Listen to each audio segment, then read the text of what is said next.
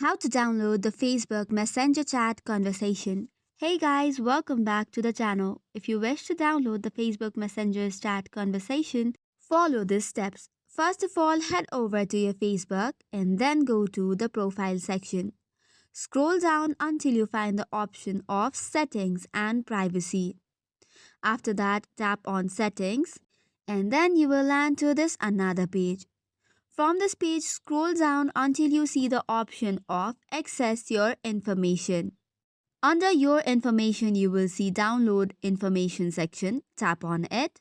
Tapping on it will take you to another page. Tap on Continue, and after that, choose your account, that is Facebook, and tap on Next again. From this page, you can select if you want all the available information or specific type.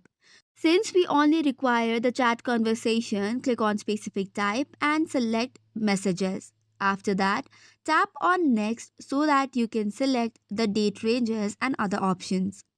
Now choose transfer to destination or download to device and then select the date range, the delivery method, the format of the file and media quality.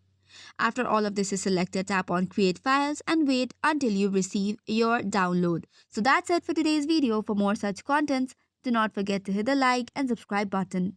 Thank you and keep watching.